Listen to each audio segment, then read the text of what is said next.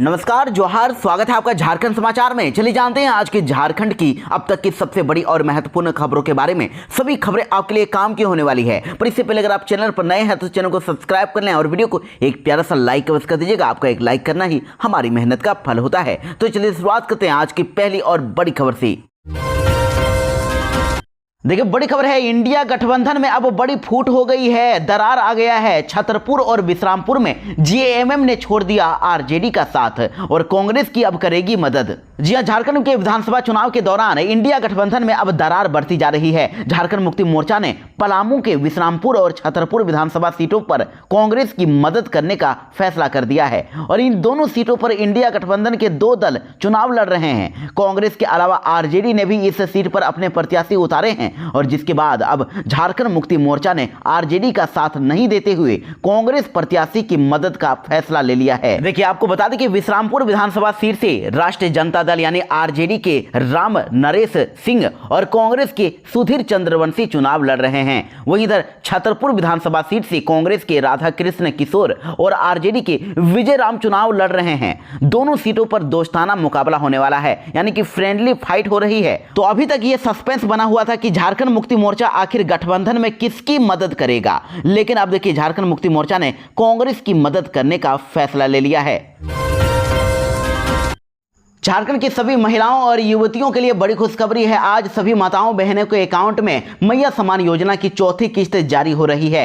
सभी के अकाउंट में 1,000 रुपए भेजे जाएंगे। उसके बाद फिर पांचवी किस्त में आप सभी के अकाउंट में 2,500 रुपए आने वाले हैं। मुख्यमंत्री हेमंत सोरेन ने इसको लेकर बड़ी जानकारी दी है। कहा है कि चौथी किस्त का पैसा छठ पूजा के दौरान आज सभी के अकाउंट में भेजा जाने वाला है। अभी तक अगर आपको पहली किस्त या फिर दूसरी या तीसरी किस्त का अगर पैसा नहीं मिला है तो कमेंट करके जरूर बताएं। वैसे आपको बता दें कि अगर आपको एक भी किस्त का अगर पैसा अगर जारी हुआ है तो आज सभी के अकाउंट में चौथी किस्त की राशि 1,000 रुपए सभी महिलाओं युवतियों 18 साल से लेकर 50 साल की सभी महिलाओं और युवतियों के अकाउंट में भेजा जा रहा है।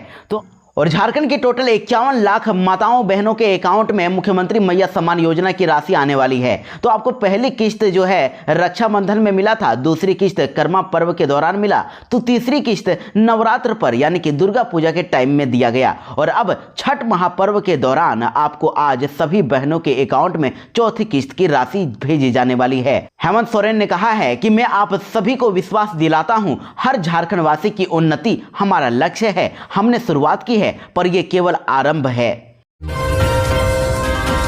देखिए, झारखंड में पहले चरण में चुनाव में कई दिग्गजों की अब प्रतिष्ठा दांव पर है और कई सीटों पर अभी हाल बेहाल होने वाला है। आपको बता दें कि चुनाव के पहले चरण में 43 सीटों पर 13 नवंबर को मतदान होगा। वैसे तो इस चुनाव में टोटल 683 उम्मीदवार अपनी किस्मत आजमा रहे हैं, लेकिन झारखंड विधानसभा चुनाव की कुछ सीटें ऐसी है जिन पर कुछ दिग्गजों की प्रतिष्ठा दांव पर लग गई है और इन हाई प्रोफाइल सीटों पर कहीं पूर्व स्पीकर तो कहीं पर पूर्व मुख्यमंत्री अपनी किस्मत आजमा रहे हैं। देखिए, आपको बता दें कि पहले चरण में चुनाव में इस बार एक तरफ जहां पूर्व मुख्यमंत्री चंपाई सोरेन की प्रतिष्ठा दांव पर लगी है, तो वहीं दूसरी तरफ पूर्व स्पीकर और रांची से लगातार 6 बार चुनाव जीत चुके सीपी सिंह पर अब सबकी नजर है। सरायकेला सीट पर इस बार झारखंड मुक्ति मोर्चा के गणेश महाली का मुकाबला चंपाई सोरेन से है और इसी तरह रांची सीट से झारखंड मुक्ति मोर्चा की महुआ मांझी का मुकाबला सीपी सिंह से हो रहा है। उसके बाद गढ़वा विधानसभा सीट की बात करें तो यहां पर मुकाबला दिलचस्प होगा। यहां पर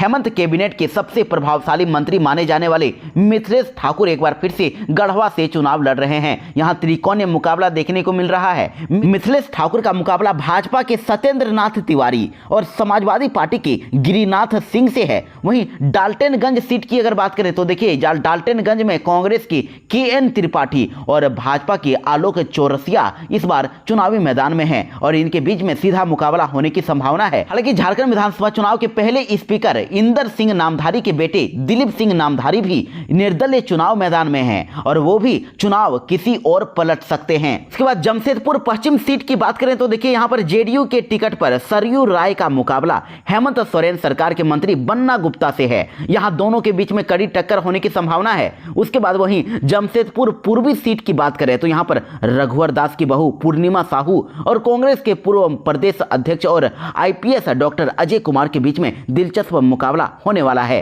इसी प्रकार यहां पर जगन्नाथपुर सीट में भी कड़ी टक्कर देखी जा रही है। पूर्व मुख्यमंत्री मधु कोड़ा की पत्नी गीता कोड़ा की बात करें तो इस बार वे जगन्नाथपुर सीट से भारतीय जनता पार्टी के टिकट पर चुनाव लड़ रही हैं और यहां उनका मुकाबला कांग्रेस की सोनाराम सिंकू से होने वाला है। तो कुल मिलाकर झारखंड विधानसभा चुनाव के पहले चरण में कड़ी टक्कर होने की संभावना है और यही कारण है कि जैसे जैसे समय नजदीक आ रहा है चुनाव प्रचार जोर पकड़ रहा है और नेताओं की धड़कनें भी बढ़ती जा रही है। इसी प्रकार छतरपुर विधानसभा सीट में पुष्पा देवी बीजेपी की ओर से और कांग्रेस पार्टी की ओर से राधा कृष्ण किशोर मैदान में उतर चुके हैं। छतरपुर विधानसभा सीट की बात करें तो यहां पर त्रिकोणीय मुकाबला देखा जा रहा है। यहां पर बीजेपी की ओर से पुष्पा देवी, कांग्रेस पार्टी की ओर से राधा कृष्ण किशोर और सपा पार्टी यानी कि समाजवादी पार्टी की ओर से ममता भूइयां मैदान में उतरी हुई हैं। हुसैनाबाद सीट पर इस बार बीजेपी ने कमलेश कुमार सिंह को तो वहीं बहुजन समाज पार्टी यानी बीएसपी पार्टी ने कुशवाहा शिवपूजन मेहता को मैदान में उतारा है। लातेहार विधानसभा सीट से इस बार झारखंड मुक्ति मोर्चा की ओर से वैद्यनाथ धाम और बीजेपी पार्टी की ओर से प्रकाश राम मैदान में हैं। लोहरदगा में इस बार कांग्रेस पार्टी की ओर से रामेश्वर उरांव तो वहीं इधर आजसू पार्टी की ओर से नीरू शांति भगत के बीच में मुकाबला होगा। हटिया विधानसभा सीट में बीजेपी के नवीन जायसवाल और कांग्रेस के अजयनाथ सहदेव के बीच में कड़ी टक्कर होगी। कोडरमा विधानसभा सीट में बीजेपी ने डॉक्टर नीरा यादव तो उधर इंडिया गठबंधन की ओर से आरजेडी पार्टी ने सुभाष प्रसाद यादव को मैदान में उतारा है। सहारा इंडिया का पैसा फंसे लोगों के लिए सांसद पप्पू यादव ने कर दिया बड़ा ऐलान। जी हां, बिहार में पूर्णिया लोकसभा सीट से निर्दलीय सांसद पप्पू यादव इन दिनों झारखंड में चुनाव प्रचार कर रहे हैं और आपको बता दें कि इधर सरायकेला में झारखंड मुक्ति मोर्चा प्रत्याशी गणेश महाली के लिए उन्होंने वोट मांगा। झारखंड मुक्ति मोर्चा इंडिया गठबंधन की प्रमुख सहयोगी पार्टी है और इसके साथ ही कई और कार्यक्रम में भी पप्पू यादव ने हिस्सा लिया। इस दौरान पप्पू यादव ने केंद्र की मोदी सरकार को आड़े हाथों लेते हुए एक बड़ा ऐलान कर दिया है। पप्पू यादव ने ऐलान कर दिया है कि उन लोगों की उम्मीद जगी है जिन्होंने सहारा इंडिया परिवार में पैसा निवेश किया था। पप्पू यादव ने कह दिया है कि जब तक सहारा इंडिया के 3 करोड़ लोगों का पूंजी निवेश वाला 3 लाख करोड़ रुपया केंद्र सरकार वापस नहीं देगी तब तक पप्पू यादव सदन नहीं चलने देगा। और मैं ये वादा करता हूं, मैं हेमंत भाई से कहना चाहूंगा कि आप मोदी जी और अमित शाह के भरोसे मत रहिए। पप्पू यादव ने कहा कि सहारा इंडिया की जितनी संपत्ति है उनको आप नीलाम कीजिए, 3 करोड़ झारखंड की गरीब जनता को पैसा लौटा दीजिए।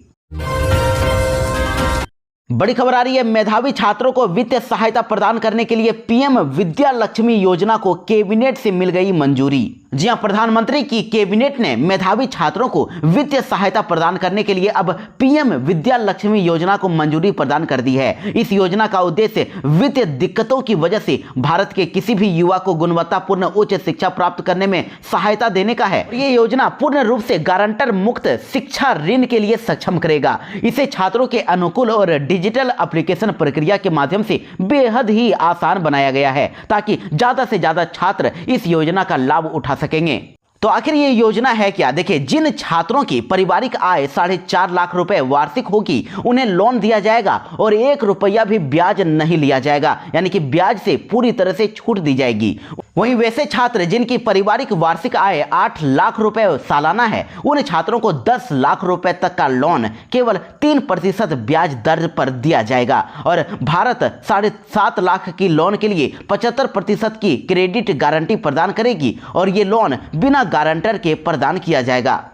तो देश के शीर्ष 860 उच्च शिक्षण संस्थानों में एडमिशन लेने वाले मेधावी छात्रों को यह शिक्षा लोन दिया जाने वाला है और आप भी अगर इस श्रेणी में आते हैं तो आप भी इसके लिए अप्लाई कर सकते हैं। अप्लाई करने के लिए vidyalakshmi.co.in पर जाकर अप्लाई करना होगा। चुनाव से ठीक पहले बीजेपी ने लिया एक और बड़ा एक्शन, 30 नेताओं को किया गया निष्कासित, 4 दिग्गज नेता भी 4 साल के लिए बाहर। जी हां, देखिए बड़ी खबर है, भाजपा प्रदेश अध्यक्ष बाबूलाल मरांडी के निर्देश पर महामंत्री व सांसद डॉक्टर प्रदीप वर्मा ने विधानसभा चुनाव में अधिकृत प्रत्याशियों के खिलाफ नामांकन करके पार्टियों की नीतियों के विरुद्ध विधानसभा चुनाव में भाजपा उम्मीदवारों के खिलाफ चुनाव लड़ रहे ऐसे 30 भाजपा के बागी नेताओं को पार्टी से 6 साल के लिए अब निष्कासित कर दिया है, जिसमें जमशेदपुर शिवशंकर सिंह। और आपको बता दें कि भाजपा की ओर से जारी विधानसभा चुनाव में अधिकृत उम्मीदवारों के खिलाफ बागी होकर चुनाव लड़ने वाले 30 नेताओं के निष्कासन की सूची भी जारी की गई थी। और वैसे पदाधिकारियों और कार्यकर्ताओं पर भी कड़ी नजर रखी जा रही है जो पार्टी विरोधी काम में लगे हैं। हेमंत सोरेन ने बाबूलाल मरांडी को दी चुनौती, कहा कि मैं उफ तक नहीं करूंगा, 50 साल के लिए कैद में डाल दें। जी हां, मुख्यमंत्री हेमंत सोरेन ने भाजपा के प्रदेश अध्यक्ष बाबूलाल मरांडी पर पलटवार किया है। बाबूलाल मरांडी को चुनौती देते हुए हेमंत सोरेन ने कहा कि वे जेएसएससी सीजीएल परीक्षा की जांच करा लें, अगर उनकी गलती है तो 50 साल के लिए कैद में डाल दें। दरअसल आपको बता दें कि बाबूलाल मरांडी ने एक्स पोस्ट के जरिए हेमंत सरकार पर 25 लाख में जेएसएससी सीजीएल की एक सीट बेचने का आरोप लगाया है। तो हेमंत सोरेन ने इसका अब जवाब दे दिया। बाबूलाल मरांडी और भाजपा से हेमंत सोरेन ने कह दिया है कि जो आरोप लगा रहे हैं उसकी जांच करा लें। युवाओं के मुद्दे पर एक भी गलती अगर निकली तो 50 साल के लिए कैद में डाल दें, मैं उफ तक नहीं करूंगा। हेमंत सोरेन ने कहा कि आपके रघुवर दास के द्वारा विरासत में उन्हें जो परेशानियां, अबूझ नीतियां दी गई है, उन सबको दूर करते हुए हमारी सरकार लगातार परीक्षा ले रही है। लेकिन आपके और आपके दल के द्वारा पोषित कोचिंग माफिया और पीआईएल गैंग के द्वारा लगातार झूठे केस पर केस करके परीक्षाओं को बाधित किया जा रहा है, उसे कौन नहीं जानता है। सीपीआई-एम के गठबंधन में शामिल नहीं होने के बावजूद भी इंडिया गठबंधन ने उसके चुनाव चिन्ह का किया इस्तेमाल, इसी में हुई शिकायत। जी हां, देखिए सीपीआई-एम ने कांग्रेस और जेएमएम पर आरोप लगाया है कि वह बिना इजाजत ही उसकी पार्टी का चुनाव चिन्ह इस्तेमाल कर रही है और इस संबंध में मुख्य निर्वाचन अधिकारी को चिट्ठी लिखकर सीपीआई-एम ने शिकायत भी दर्ज कराई है। सीपीआई-एम झारखंड में इंडिया गठबंधन का हिस्सा नहीं है और वो अपने दम पर ही झारखंड में कुछ सीटों पर चुनाव लड़ रही है। 9 सीटों पर उन्होंने चुनाव लड़ने का अब ऐलान कर दिया है। तो देखिए सीपीआई-एम के राज्य सचिव ओम प्रकाश कुमार ने मुख्य निर्वाचन अधिकारी के नाम पर शिकायत चिट्ठी में लिखा है कि communist party of India M यानी कि सीपीआई-एम झारखंड में स्वतंत्र रूप से 9 सीटों पर चुनाव लड़ रही है और राज्य में इंडिया गठबंधन में शामिल पार्टियों के बीच हुए सीट शेयरिंग में सीपीआई-एम शामिल बिल्कुल नहीं है। और हमारी पार्टी के राज्य मुख्यालय को सभी जगह से यह सूचना मिल रही है कि कांग्रेस और जेएमएम के द्वारा चुनाव प्रचार में हमारे चुनाव चिन्ह का उपयोग किया जा रहा है, जिसमें हम चुनाव लड़ रहे हैं, वहां भ्रम की स्थिति पैदा हो रही है। तो सीपीआई-एम ने अब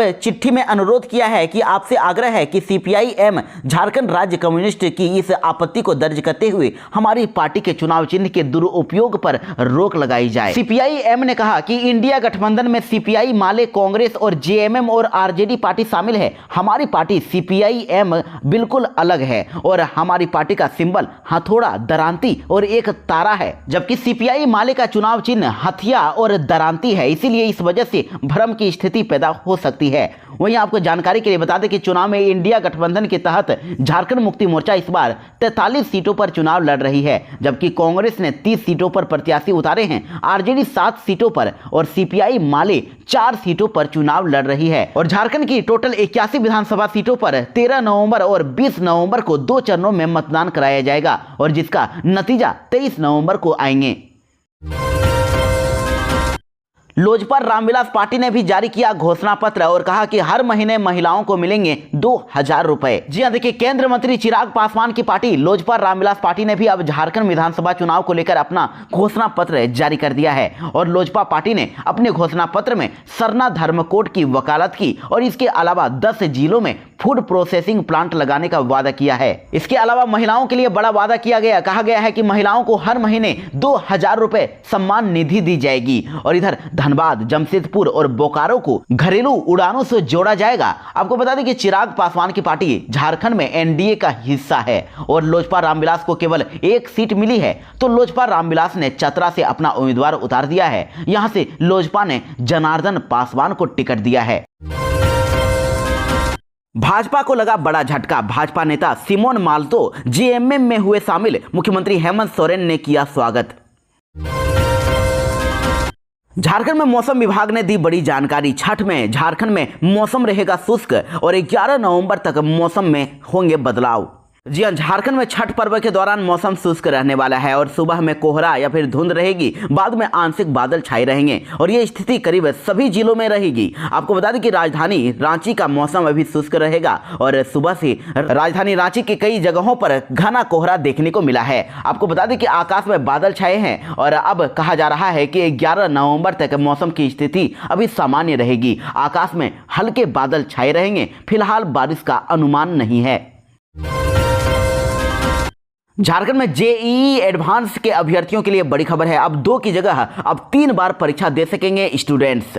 जी हां, देश भर के आईआईटी में नामांकन करने के लिए ली जाने वाली जेईई एडवांस की परीक्षा के लिए अब कई महत्वपूर्ण बदलाव कर दिए गए हैं। अब अभ्यर्थी लगातार 3 सालों में 3 बार जेईई एडवांस की परीक्षा दे सकेंगे। इससे पहले जेईई एडवांस के लिए 2 अटेम्प्ट ही निर्धारित किया गया था, 2 बार ही परीक्षा दे सकते थे, लेकिन एक अवसर ज्यादा मिलने से अब छात्रों को काफी फायदा होगा। और आपको बता दें कि 2025 में होने वाली जेईई एडवांस की परीक्षा में 2023, 2024 और 2025 में 12वीं की परीक्षा देने वाले स्टूडेंट्स शामिल हो सकेंगे। और वहीं 2022 या उससे पहले 12वीं की परीक्षा देने वाले अभ्यर्थी जेईई एडवांस के लिए पात्र नहीं होंगे, ये परीक्षा नहीं दे सकेंगे। मंडल मुर्मू का सिर काटने वाले को 50 लाख देने की घोषणा करने वाला हुआ अरेस्ट। जी हां, देखिए बड़ी खबर आ रही है। सिद्धू कान्हू के वंशज मंडल मुर्मू को जान से मारने की धमकी मिली। आपको बता दें कि झारखंड के मुख्यमंत्री हेमंत सोरेन के बरहेट विधानसभा से सीट के प्रस्तावक सिद्धू कान्हू के वंशज मंडल मुर्मू के बीजेपी में शामिल होने के बाद से राजनीति काफी गरमाई हुई है। और अब एक सेल्स एंड सर्विस नामक व्हाट्सएप ग्रुप में एक युवक ने मंडल मुर्मू का सिर काटने पर 50 लाख रुपए देने की घोषणा तक कर दी थी। तो लेकिन पुलिस ने इस मामले को गंभीरता से ले लिया और दुमका की मुसफ्फिल थाना पुलिस ने चांदडीह गांव के रहने वाले साहुल हांसदा को अब पूछताछ के बाद गिरफ्तार कर लिया है। देखिए, जिस व्हाट्सएप ग्रुप में ये नंबर से मैसेज किया गया है, उस व्हाट्सएप ग्रुप की अब स्क्रीनशॉट को देख सकते हैं। इसमें एक युवक कह रहा है कि मंडल मुर्मू का सर जो भी काटेगा उनको 50 लाख रुपए दे के सम्मानित किया जाएगा सिद्धू कान्हू समिति की ओर से। कल्पना मुर्मू सोरेन ने आजसू पार्टी पर बोला बड़ा हमला, कहा कि सिल्ली को बांटने वाली पार्टी है आजसू, अमित महतो को दे वोट। जी हां, झारखंड मुक्ति मोर्चा की विधायक कल्पना सोरेन ने चुनावी जनसभा को संबोधित करते हुए कहा है कि सिल्ली की जनता इस बार हेमंत सोरेन के हाथों को मजबूत करने के लिए झारखंड मुक्ति मोर्चा की प्रत्याशी अमित महतो को चुनेगी और उस आजसू पार्टी को कभी नहीं चुनेगी जो झारखंड अस्मिता से खिलवाड़ करने वाली बीजेपी की पिछलग्गू बनी घूम रही है। कल्पना सोरेन ने कहा कि आजसू पार्टी ने सिल्ली को केवल बांटने और विकास से दूर रखने का काम किया है। सिल्ली के लोगों का अधिकार और सम्मान उनसे छीन लिया गया और उन्हें सिर्फ चुनाव जीतने के साधन के रूप में इस्तेमाल किया गया। वर्षों से सिल्ली के लोग अपने उत्थान की उम्मीद के लिए खड़े हैं, पर उनके हक अधिकार के लिए आजसू ने रत्ती भर भी प्रयास नहीं किया।